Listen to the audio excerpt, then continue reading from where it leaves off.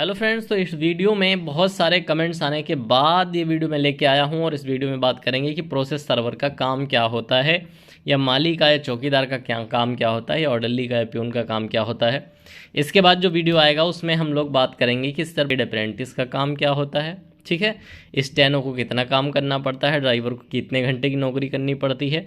ये सारी चीज़ें मैं इसके बाद वाले वीडियो में लेके आऊँगा, क्योंकि एक वीडियो में बहुत लंबा वीडियो होता है तो लोग बोर हो जाते हैं देखते देखते, इसलिए अलग अलग छोटे छोटे वीडियो 5-5 6-6 मिनट के बना देता हूँ।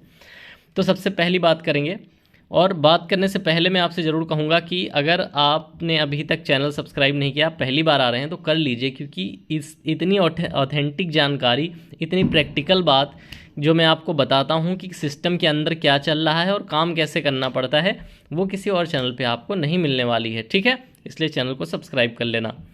अब प्रोसेस सर्वर का काम क्या होता है, जैसे एक डाकिया आता है आपके घर, वो आपको एक डाक देता है, आपको एक कागज़ पे साइन करा लेता है, ठीक है, कहता है यहाँ पे साइन कर दो कि हमने प्राप्त कर ली, ठीक। दूसरा तरीका यह है, वो आपके घर आता है, आपके घर में आप मिले नहीं, उसने उसके संबंधित कागज़ पर रिपोर्ट लगा के दे दी कि हम इसके घर पे ताला लगा हुआ मिला। इसके बाद आपका जो वो है वो कहाँ डिस्पैच कर दिया गया, इसकी बाकायदा ट्रैकिंग रिपोर्ट बनती है। कोई डाक के थ्रू कोई भी कागज़ जाता है, डाक में गया, डाक से डाकिया पे गया, डाकिया से डिलीवर हुआ, डिलीवर नहीं हुआ, वापस आ गया, किस कारण से वापस आ गया, हर चीज़ की ट्रैकिंग रिपोर्ट होती है डाकिया के पास, ठीक है। तो अब ये डाकिया वाली बात मैं इसलिए बता रहा हूँ क्योंकि ये प्रोसेस सर्वर जो है न्यायालय का डाकिया है, ठीक है। ये कोर्ट का जो है, कोर्ट का डाकिया है, ठीक है, पोस्टमैन है, पोस्टमैन। ये क्या करते हैं कि यहाँ से इन्हें एक नोटिस दे दिया जाता है कि ये नोटिस फला आदमी के खिलाफ मुकदमा हुआ, उसके घर जाना है, तुम्हें उसे सूचना देनी है कि ऐसे ऐसा मुकदमा है, इस तारीख को आपको उपस्थित होना है। उस नोटिस पे अगर वो आदमी घर पे मिला है तो वो बाकायदा रिपोर्ट लगा के लाएगा अपनी कि हाँ ये व्यक्ति घर पे मिला, इसे सूचना दी गई, इसे तारीख से अवगत कराया गया। और अगर घर पे नहीं मिला तो वो रिपोर्ट लगा के लाएगा उस कागज़ पे कि ऐसे मैं उसके घर पे गया, वहाँ पे ताला लगा हुआ मिला, कोई नहीं मिला, अग्रिम तिथि इतने के लिए हमें प्रदान की जाए, अग्रिम तिथि पे हम फिर से प्रयास करेंगे। ऐसी रिपोर्ट्स लग जाती हैं, ठीक है। और ये बहुत सारे प्रोसेस अलग अलग आते हैं। तो ये प्रोसेस सर्वर जो होते हैं, ये नजारत अनुभाग जो होता है कोर्ट का, वहाँ सब लोग रहते हैं, नजारत अनुभाग के अंडर आते हैं। नजारत में जो भी पेपर्स आते हैं वो प्रोसेस सर्वर को दिए जाते हैं कि जाओ इस पर तामील करके लाओ। तामील का मतलब ये होता है देख कर आओ, कि कोई मिले तो लिख कर आओ, कोई ना मिले तो लिख कर आओ इस पर क्या हुआ, ठीक है। अब ये हो गया प्रोसेस सर्वर का काम। फील्ड में जाना है और जिस घर के लिए आपको भेजा जा रहा है, जिस एड्रेस पे भेजा जा रहा है, वहाँ जाके आपको रिपोर्ट बना के लानी है। अब प्रोसेस सर्वर के बाद बात करते हैं माली, चौकीदार, ठीक है। माली का क्या काम है, दो चीज़ें होती हैं, एक होता है कोर्ट, एक होता है कोर्ट के अधिकारियों का जो कैंपस होता है, यानी जजों का कैंपस। तो वहाँ जो भी चीज़ें हैं, सिंचाई और कटिंग फूलों की, और जो पौधे बड़े होते हैं काट दिए जाते हैं, वहाँ पे बाड़ लगाए जाते हैं, उन्हें कटिंग की जाती है अच्छा लगने के लिए, तो ये सब काम माली करता है, ठीक है।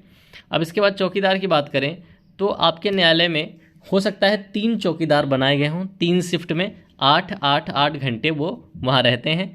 सारे कमरे खोलना, सारे कमरे बंद करना, कोई आता जाता है तो उससे पूछना, छुट्टी के दिन आता है तो खास करके गेट पे चेक करना कि छुट्टी के दिन कोई आया है तो क्यों आया है, किससे मिलना चाह रहा है। ये सारे काम जो है, जो रात का चौकीदार है उसे रात की जिम्मेदारी दी जाती है। कोई चीज़ गायब हो जाती, खो जाती, कोई ताला टूट जाता है, कोई दरवाज़ा बंद नहीं है, तो सारी जिम्मेदारी चौकीदार की होती, ठीक है। तो अगर 3 चौकीदार बारी बारी से कर लेते हैं तो 8-8 घंटे की ड्यूटी है। अगर किसी कोर्ट में स्टाफ कम होने की वजह से 2 चौकीदार हैं तो 12-12 घंटे की ड्यूटी है। अगर 3 है तो 8-8 घंटे की ड्यूटी है, ठीक।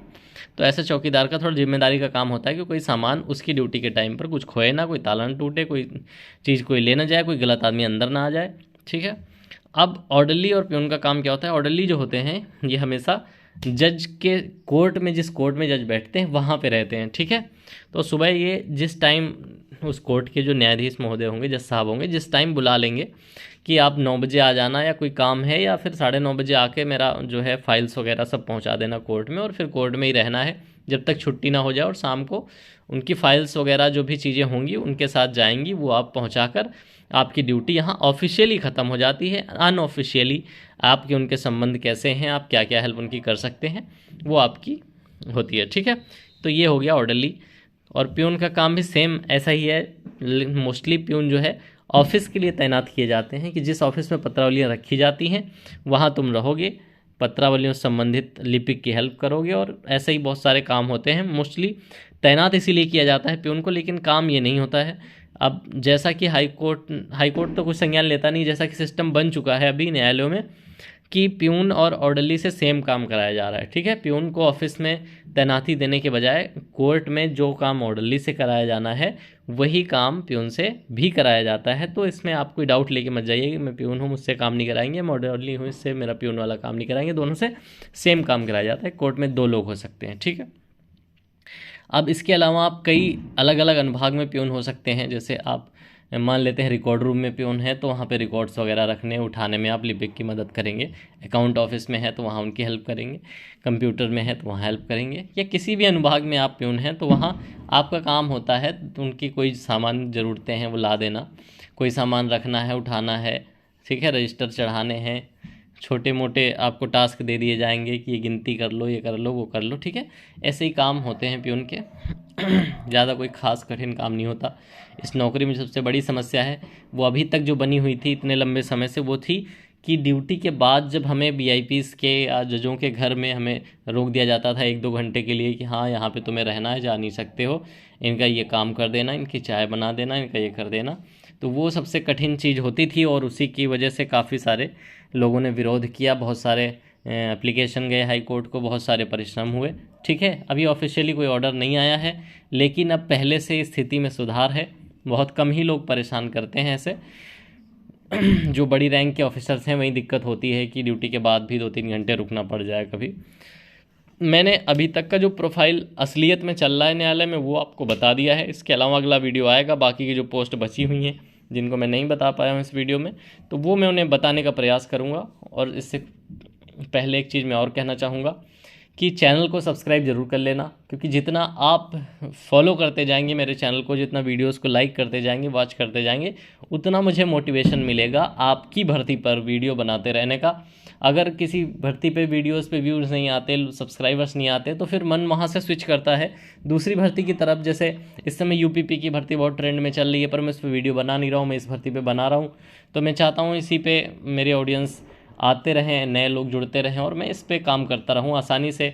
आपका काम भी आसान हो जाता है, चैनल से पूरी जानकारी मिल जाती है, और मेरा काम भी आसान हो जाता है कि एक ही टाइप के वीडियो एक ही भर्ती से रिलेटेड बनाते रहने का कंटेंट हमारे पास होता है। उम्मीद है वीडियो अच्छी लगी होगी, लाइक करके जाइएगा और चैनल पे बने रहिए बहुत सारे यूज़फुल वीडियोस देखने के लिए।